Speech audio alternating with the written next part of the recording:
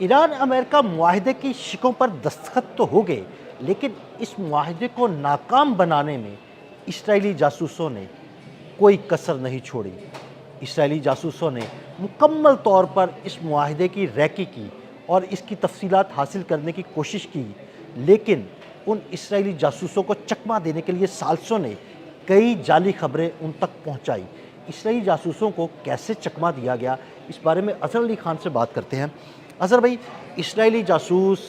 اور ایجنٹ پوری طرح ایکٹیو تھے کہ کسی طرح یہ معاہدہ ناکام ہو جائے، اس کی شقیں ان کے سامنے آ جائیں، اس پر دستخط نہ ہو سکے، لیکن ثالثوں نے جو ہے نا بڑی خوبصورتی سے ان کو چکمہ دیا، کئی جعلی خبریں بھی ان تک پہنچائی، اور کس طرح اور کیا کیا اقدامات کیے ثالثوں نے کہ اس معاہدے کی بھنک جو ہے نا اسرائیلی جاسوسوں کو نہ پہنچ پائے۔ عدیل بھائی، یہ جو معاہدہ ہوا ہے نا، یہ اصل میں نتن یاہو کی موت ہے، سیاسی بھی موت ہے، اور اس کے علاوہ اس کی پوری دنیا بھر میں جو ساکھ ہے وہ بالکل اب ختم ہو گئی ہے۔ اب وہ پھنس چکا ہے، اپنے کیسز کے اندر پھنسا ہوا ہے، اور اسی لیے وہ چاہتا تھا کہ یہ معاہدہ کسی طرح نہ ہو، اور اسی لیے شاید سب سے پہلا چکمہ اس کو یہ دیا گیا کہ اس کو جمعے کا بتایا گیا، اور بتایا گیا کہ جمعے کو سائن ہونے جا رہے ہیں، لیکن اس سے پہلے ہی ڈیجیٹل سائن کر کے ڈیجیٹلی اس کو سائن کر دیا گیا، اور دنیا کے سامنے ایک دن پہلے ہی ساری خبر آ گئی کہ ارے یار یہ اچانک کیا ہو گیا۔ بالکل، یہ اچانک آج صبح خبر آئی سامنے کہ جناب وہ اس پہ سائن ہو گیا، ٹرمپ نے سائن کر دیا، مسعود پزشکیان نے سائن کر دیے، اس کے بعد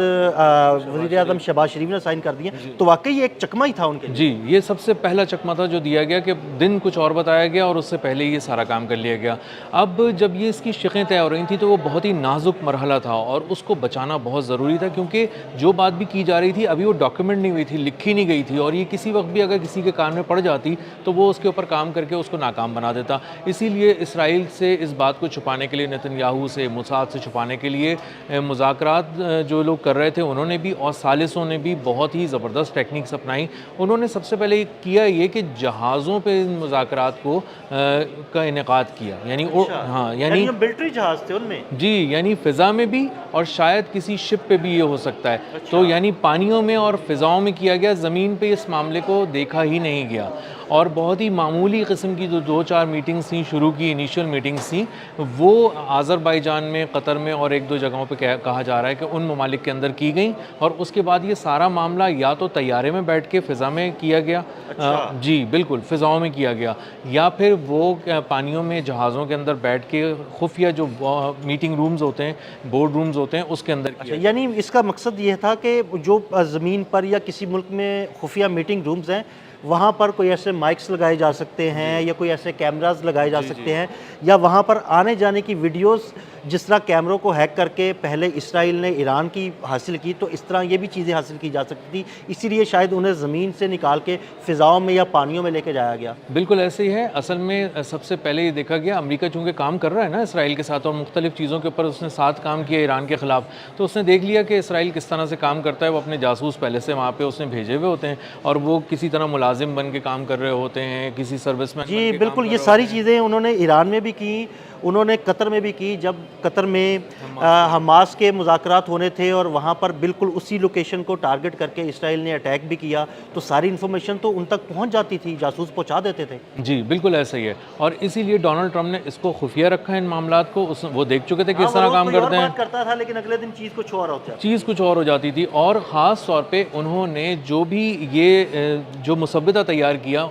وہ بار بار نتن یاہو مانگتا رہا، ڈونلڈ ٹرمپ سے براہ راست ہی مانگتا رہا، یعنی یہاں تک لکھا ہے کہ التجائیں کرنے پر آ گیا کہ کسی طرح مجھے 1-2 شقیں سے بتائیں نا کہ آپ کیا طے کرنے جا رہے ہیں، تو ڈونلڈ ٹرمپ نے بہت ہی زبردست بات کہی اس کو، جس کے بعد وہ بالکل خاموش ہو گیا۔ ڈونلڈ ٹرمپ نے کہا کہ یہ امریکہ کی قومی سلامتی کا ڈاکیومنٹ ہے، اور یہ میں آپ کے ساتھ شیئر نہیں کر سکتا۔ یہ ایک آفیشیل جواب بھی ہو گیا، ایک تڑی بھی لگا دی انہوں نے، اور ساتھ میں سمجھا بھی دیا کہ تمہاری ویلیو اب وہ نہیں رہی جو پہلے کبھی ہوا کرتی تھی۔ بلکہ اس بارے میں نے یہ بھی سنا ہے کہ جو اس سارے معاملے کی خط و کتابت تھی، ایک دوسرے کو سے کمیونیکیشن جو کرنا تھی، وہ کسی بھی فون، سیل فون یا کسی بھی لینڈ لائن نمبر سے نہیں کی گئی، بلکہ ہاتھ سے لکھے ہوئے خطوط سے جو ہے نا وہ ساری خط و کتابت کی گئی، تاکہ کوئی بھی چیز ہیک نہ کی جا سکے اور کوئی بھی انفارمیشن اسرائیلی جاسوسوں تک نہ پہنچ سکے۔ جی بالکل، جو بھی چاہتے تھے نا ایران کے لوگ کہ وہ معاہدے میں فلاں چیز شامل کر دیں یا اس کو نکلوا دیں، وہ ہاتھ سے لکھتے تھے، ایک خط لکھتے تھے، وہ ثالثوں تک پہنچاتے تھے، ثالث وہ لے کے اپنے ہاتھ سے ان پرسن جاتے تھے اور خود ان کے ہاتھ میں تھماتے تھے، وہ اس کو پڑھتے تھے وہیں پہ، اور اس کے بعد جو جواب ہوتا تھا وہ لکھ کر انہی کو دیتے تھے، پھر یہ لے کر آتے تھے، اور یہ وہی طریقہ ہے جو آیت اللہ مجتبیٰ خامنائی اس وقت جہاں ہیں بالکل بالکل وہاں سے جو کمیونیکیشن وہ اپنے لوگوں کے ساتھ کر رہے ہیں یا جو اپنی قیادت کے ساتھ کر رہے ہیں، جس میں مسعود پزشکیان ہے یا باقر کالف واف ہے، ان کے ساتھ ساری کمیونیکیشن جو ہے نا وہ ہینڈ ریٹن ہو رہی ہے، کوئی بھی وہاں پر جاتا نہیں ہے، صرف ایک ہاتھ سے لکھا ہوا خط جو ہے نا بھیجا جاتا ہے۔ وہاں پہ کوئی گیجٹس نہیں ہے، کسی طرح کی کمیونیکیشن ڈیوائس نہیں ہے، کوئی موبائل فون نہیں ہے، کوئی ٹی وی نہیں ہے، کوئی ٹیلی فون نہیں ہے۔ ہاں جی، وہ اس لیے نہیں ہے نا کہ دیکھیں اسرائیل موبائل فون کو، ٹی وی کو، پیجرز کو، کیمرے جو جتنے سیکیورٹی کیمرے ہیں ان سب کو ہیک کر لیتا ہے، اور جیسے ہی وہ ہیک کرتا ہے اس سے ان کی لوکیشن معلوم ہو جاتی ہے جی، اور اس کو تباہ بھی کر دیتا ہے۔ اس نے لبنان میں حزب اللہ کے ساتھ کیا، 3000 پیجر اچانک پھٹ گئے تباہ کر دیے۔ جی، اور اس سے کافی سارے لوگ زخمی ہوئے، اور اس سے اندازہ ہوا، نتن یاہو نے کہا کہ ہم ہر موبائل فون کے اندر موجود ہیں، یہ بات ذہن میں رکھنا۔ تو یہ بات ڈونلڈ ٹرمپ نے اپنے ذہن میں رکھی کہ ہر موبائل فون کے اندر موساد ہے، تو اسی لیے انہوں نے اب کوشش یہ کی کہ کسی طرح اس معاہدے کو چھپائیں، اور وہ اس میں کامیاب ہو گئے۔ ثالثوں نے بھی چھپایا، ہاتھ سے لکھ کر یہ ساری بات کی گئی، کسی گیجٹ کا استعمال نہیں کیا گیا، خفیہ مقامات پہ میٹنگ کی گئی، فضاؤں میں کی گئی، سمندروں میں کی گئی، اور ایسی جگہوں پہ کی گئی جہاں پر کوئی اور ڈیوائس، کوئی کمیونیکیشن، کوئی سیٹلائٹ اور کسی طرح کی بھی آپ کوئی کان سن نہ سکے، چاہے وہ ڈیجیٹل کان ہو یا ہیومن کان وہ ہو۔ کہتے ہیں دیواروں کے بھی کان ہوتے ہیں۔ جی بالکل، تو وہ ان دیواروں سے بہت دور یہ مذاکرات کیے گئے، اور اس کے بعد انہوں نے اس معاہدے کو بہت مشکل سے بچایا۔ اس کی وجہ یہ تھی کہ جس طرح یہ نتن یاہو کی موت کے پروانے پہ 3 لوگوں نے دستخط کر دیے ایک طرح سے۔ یہ موت کے پروانے پر دستخط ہے، بالکل، سیاسی موت بھی ہو گئی ہے اس کی، اور اب قانونی موت بھی ہونے جا رہی ہے جب وہ عدالتوں میں پیش ہوگا اپنے کرپشن کیسز میں۔ بالکل، اور اب اس کے اوپر ساری چیزیں ہو چکی ہیں، اب اس کو صرف سزا سنانی رہ گئی ہے۔ کسی وقت بھی آپ دیکھیں گے کہ فیصلہ آ جائے گا۔ اس کا جو پاپولیرٹی کا گراف ہے، مقبولیت کا جو گراف ہے وہ بہت گر گیا ہے، اب 24% پہ آیا ہوا ہے۔ اس کا مطلب یہ ہے کہ اگلا پرائم منسٹر نتن یاہو اسرائیل کا نہیں ہوگا، اور یہ تقریباً بات طے ہو چکی ہے۔ اور ناکام انسان سے ویسے بھی دوریاں اختیار کرتے ہیں لوگ، کامیاب لوگ، اور ڈونلڈ ٹرمپ نے جان چھڑا لی۔ انہوں نے بین گویر جو اس کا رائٹ ہینڈ ہے، اس کو انہوں نے امریکہ کا ویزا نہیں دیا، اور رلا دیا، فنگر پرنٹس مانگے، 10 سوال کیے، مطلب جو ایک عام آدمی سے کیے جاتے ہیں اس طرح اس کے رائٹ ہینڈ سے سوال کیے گئے، اور انہوں نے KC-135 ریفیولنگ ٹینکرز نکال لیے اپنے ایک ایک کر کے وہاں سے، اسرائیل کے تل ابیب کے جو بین گوریون ایئرپورٹ تھا ان سے۔ اور اس کا مطلب یہ ہے کہ ڈیپ انسائیڈ اسٹرائک اب اسرائیل ایران میں نہیں کر سکتا۔ ڈونلڈ ٹرمپ نے 2 چیزیں انشور کی کہ ایک تو معاہدہ بچائیں، امن کی راہ ہموار کریں، اور دوسرا اسرائیل کی وہ صلاحیت بھی چھین لیں جس سے وہ اندر جا کر ایران میں گھس کر دور تک حملہ کر سکیں۔ اچھا اظہر بھائی، اس سارے معاملے میں فیک نیوز کا بڑا عمل دخل رہا، یہودی ایجنٹوں کو کچھ فیک نیوز پہنچائی گئی تاکہ وہ یہ سمجھے کہ شاید معاہدہ کہیں اور ہونے والا ہے، کسی اور ڈیٹ کو ہوگا، یا اس میں یہ شکیں ہیں، لیکن اس کے بالکل برعکس جو ہے نا وہ سارے معاملات کیے گئے۔ عدیل بھائی، ایک مسودہ تیار کیا گیا اور وہ بتایا گیا کہ یہ فائنل ہو گیا ہے ڈرافٹ، اور بس اس پہ سائن ہونے، اور وہ ہر جگہ پھیلایا جانے لگا، اور بہت ہی خفیہ طریقے سے کہ بھائی کسی کو دینا نہیں، یہ تو بہت ہی اہم چیز ہے اور میں نہیں دے سکتا۔ اور وہ سمجھے کہ شاید یہی ہے بالکل